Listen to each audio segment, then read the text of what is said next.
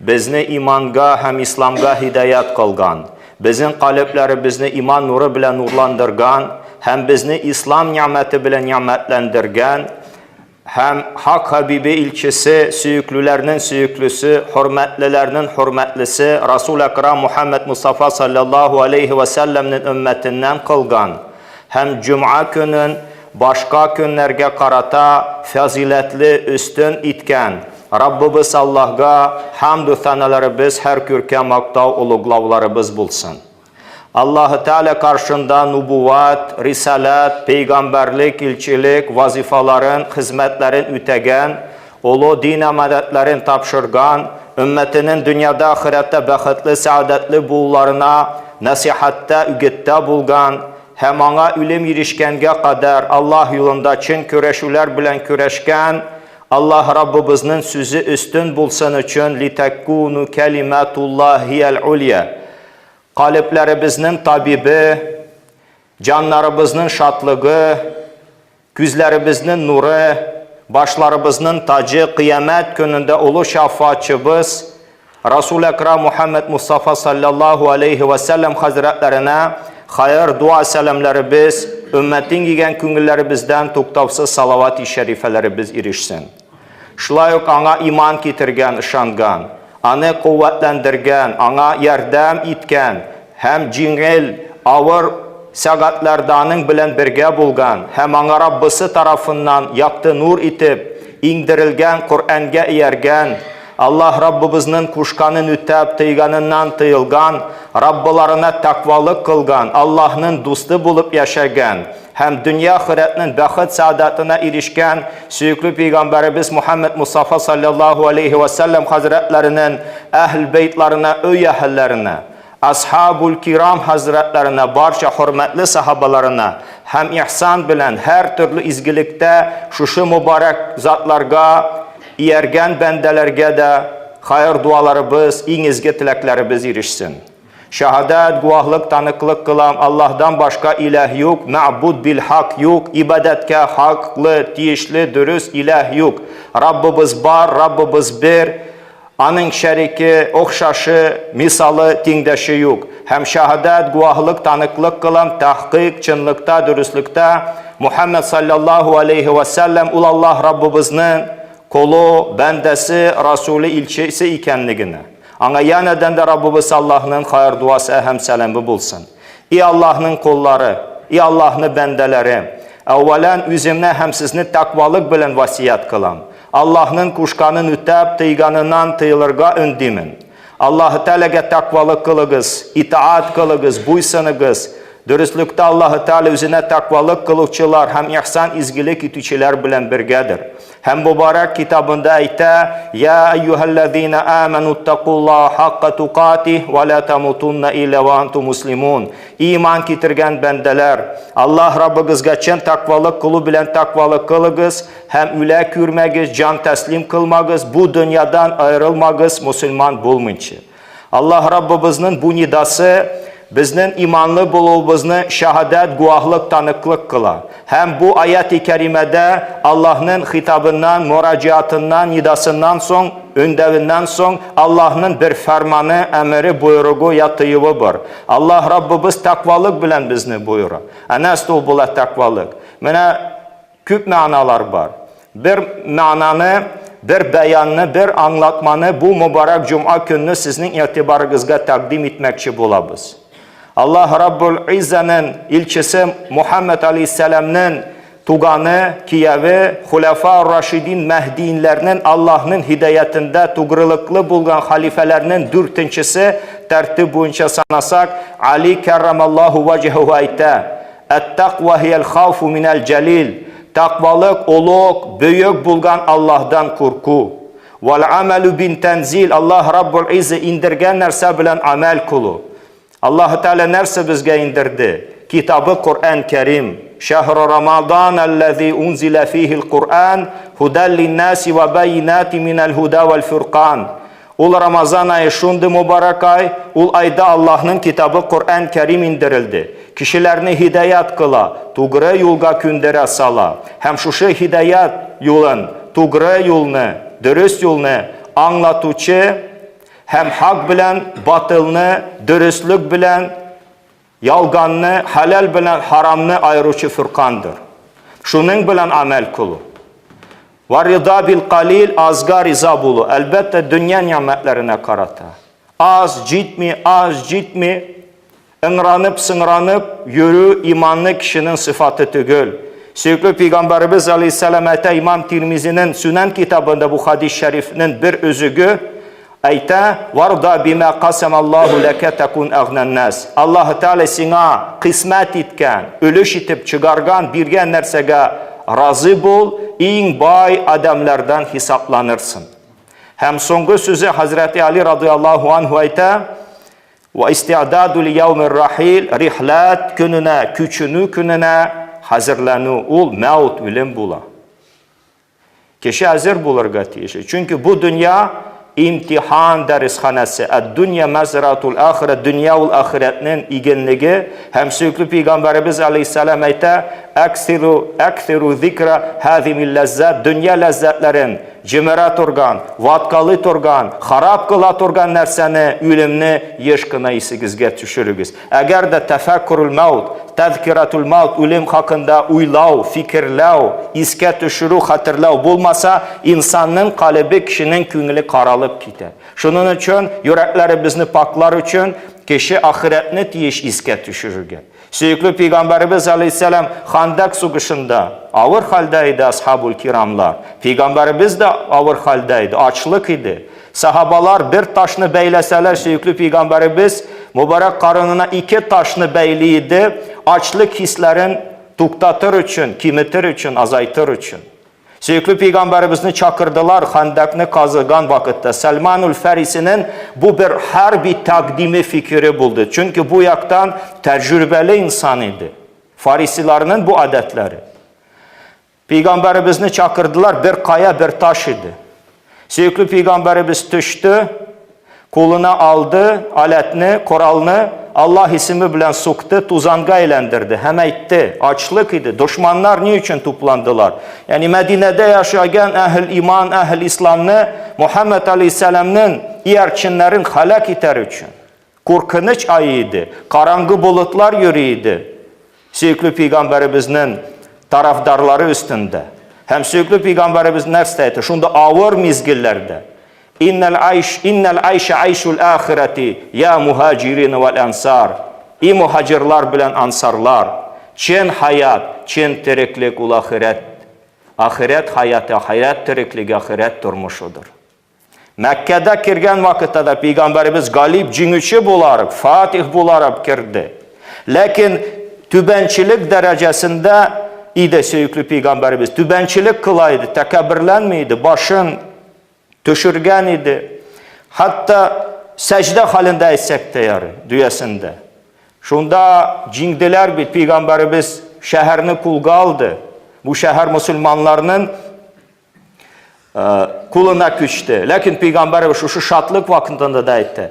İnnel ayşe ayşul ahireti ya muhacirin vel ansar. Çin hayat, çin turmuş, çin teriklik, ul ahiret terikliği, i muhacirlar bilen ansar. Demek şatlık vakitinde de, ağırlık vakitte de kişi ahiretini unutmaz katiyişli. Bu dünya, bu imtihan dershanesi deyip iske düşürür için. Şunun için kişi ölümge tiyiş ezir bulurga. Din mübinde bulgan aziz kardeşlerim, şundan sonra Rabbimiz ayta ve la tamutunna illa ve antum muslimun üle kürmegiz Müslüman bulmuşu. Müslüman bulup gına yaşav az. Müslüman bulup dünyadan kitü de bu zor ganimet. Ali radıyallahu anhu hazretleri ayta Kadı Beydavi tefsirinde, İtkan tefsirinde Şeyhülislam Hamidi hazretlerinin kalemi bilen yazılgan tefsirinde de bu sözlerini biz okuduk. Ali radıyallahu anhu ayta tamamun ni'metel mevtu alel İslam. Nimetlerinin tamam, tügel, tulu, kamil görünüşü ul İslam'da ölüdür. Allah Rabbul İzz özünün dostu bulup yaşağı bizi nasip eylesin. Eğer de ecellerimiz erişse, Müslüman bulup bu dünyadan kitüğü bizni de ölüşlü kılsın. Din mübinde bulgan aziz kardeşlerim, bugün bizim Seyyidul Eyyam mübarek Cuma günüdür. Cumadül Ahira'nın 3. günümün de 440. Hicri yıl. Allah Rabbul İzze bu günü yaşattıyken bütün əhl iman, əhl İslam'a mübarək qılsın. İki cuma arasında bulgan günahlarımızga bu ibadetlerimiz keffaret bulsun. Tasfiyatul kalp, kalplerimizin saflandırıp, tezkiyetun nefis, nefislerimizni paklap, terbiyetul ruh, ruhlarımızını terbiye kılıp, hem süyüklü peygamberimizin güzel ahlak sıfatları bilen kalplerimizni, zinnetlerimizni, hamanın ruhaniyetinden nasipli, ölüşlü bolubuzunu Allah Rabbul İzze müyesser kılsın. Hem şu süyüklü peygamberimiz Muhammed Aleyhisselam'ın mübarek tilleri bilen söylegen sözünü, hadis-i şerifini sizin itibarınızga təqdim etəbiz. An Anasin radıyallahu anhu qal, Kana Abu Talha أكثر الأنصار بالمدينة مالا من نخل وكان حب أمواله بيرحاء وكانت مستقبلة المسجد وكان رسول الله صلى الله عليه وسلم يدخلها ويشرب من ماء فيها طيب فإنما نزلت هذه الآية لن تنالوا البر حتى تنفقوا مما تحبون قام أبو طلحة إلى رسول الله صلى الله عليه وسلم فقال يا رسول الله إن الله تبارك وتعالى يقول لن تنالوا البر حتى تنفقوا مما تحبون وإن أحب مال إلي بيرحاء وإنها صدقة لله تعالى أرجو برها وذخرها عند الله تعالى فضعها يا رسول الله حيث أراك الله فقال رسول الله صلى الله عليه وسلم بخ ذلك مال رابح ذلك مال رابح وقد سمعت ما قلت وإني أرى أن تجعلها في الأقربين فقال أبو طلحة أفعل يا رسول الله فقسمها أبو طلحة في أقاربه وبني عمه متفق عليه. Anas isimli sahabadan rivayet edilir, Allah Teala rıza bulsun bu hadis-i şerif. Medine'de ensarlar arasında en küp hürmeligi bulgan Abu Talha idi. En süyüklü malı da Mescid-i Nebevi süyüklü peygamberimizin mescidi karşısında Beyruha isimli hürme bakçasıydı. Resulullah sallallahu aleyhi ve sellem bu bakçaga kirip andağı tatlı hoş sulardan içeydi. Anas devam edip aytdı. Söygen nerselerden Allah yolunda infak kılmınca, ölüşitmince, birmince hiç kaçan siz izgilikке erişmezsiz. Ayet-i kerime ingeç, لَنْ تَنَالُوا الْبِرَّ حَتَّى تُنْفِقُوا مِمَّا تُحِبُّونَ. Abu Talha Hazretleri radıyallahu anhu, Resulullah sallallahu aleyhi ve sellem'nin karşısına yanına geldi de etti. Ey Allah'ın ilçisi, Allah-u Teala sana لَنْ تَنَالُوا الْبِرَّ حَتَّى تُنْفِقُوا مِمَّا تُحِبُّونَ. Söygen nerselerden Allah yolunda infak kılmınca, ölüşitmince, hiç izgilikke hiç kaçan da erişmezsiniz siz. Ayet ciberdi indirdi. En söygen malım Beyruha isimli bakça. Ana Allah rızalığı için sadaka itemin. Allah'tan anın sevabın hem ahirette azık buluğun tilimin. Beyruhanı Allah'ın sana kürsətəcəgi halda kullan dedi.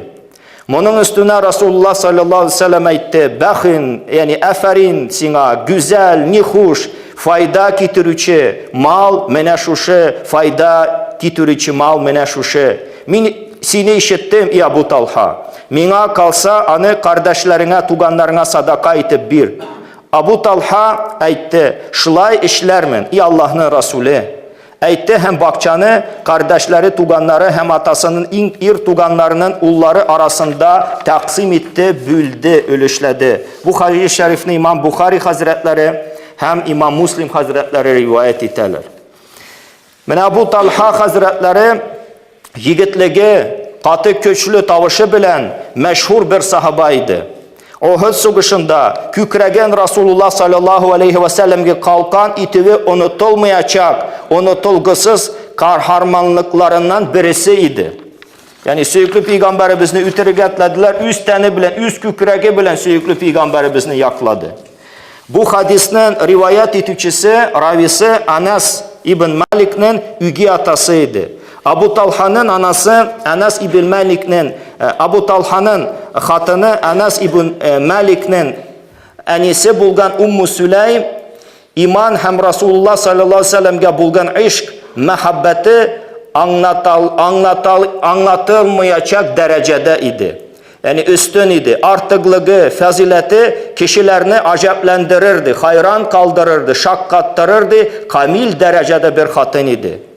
Kıskaca bu ailenin her ehli, her şahısı İslam dini uluglagan, maqtagan, üstün itken, üzənçiliklərə iya bulgan hər birisi bir kutup yolduzu kibik, to есть polarный звезда kibik idi. Söygen malını Allah yolunda sarf etü, biri, ölüş etü, borçu yiğit adamın işidir. Çünkü mal muhabbeti kişini üzün tartıp alıp, soğurup ala, celip ite, aldı. Küp kişiye göre malını başkasına biri elde en güzelin, en küp süygenin küzden çıgaru, canının bölüşün, kisegin bir parasın biri kibik alır. Çünkü mal canının yumuşkası bir çitidir. Abu Talha'nın birgeni bu hurma bakçasının ne kadar kıymetli bulduğunu şundan anlay alabız. Sürekli Peygamberimizin ana Beyruhan'ı tuganlarına, kardeşlerine birinin vasiyet etkende aralarında Resulullah sallallahu aleyhi ve sellem'in şahsi şairi Resulullah sallallahu aleyhi ve sellem Hasan ibn Sabit idi. Hem Kur'an-ı Kerim'ni en yaxşı bilgen, hem sahabalarının muallimi, öğreticisi, okutucusu bulup tanılgan Ubey ibn Ka'b da bulgan tuganları, şul kardeşlerine de bölüp birdi. Hasan ibn Sabit üzülüşün sonra Muaviye ibn Abi Sufyan radıyallahu anhu 100.000 dirhemge kümüş akçaga salttı. O günlerde 5 dirhem bir sarık hakkıydı. Şunu eğer uylasak fakat Hasan ibn Sabit'nin ölüşün 20.000 sarık satıp alırdı kadar kıymetliydi. Mene Abu Talha Allah Teala rizalığı için yani anın cennetin hem cemali şerifin mübarek yüzün cennette körür için yani tilep süyüp malın birdi. En söygen malın Allah rizalığı için birgen sahabalar arasında Hazreti Ömer radıyallahu anh'ın faziletli oğlu Abdullah ibn Ömer idi. Ayrım bir urnası var, ciri var. İbn Ömer Hazretleri big bay idi. Kollarının, cariyelerinin, kenizeklerinin, yaş kol hatınlarının hesabı yok idi, bir hesap idi.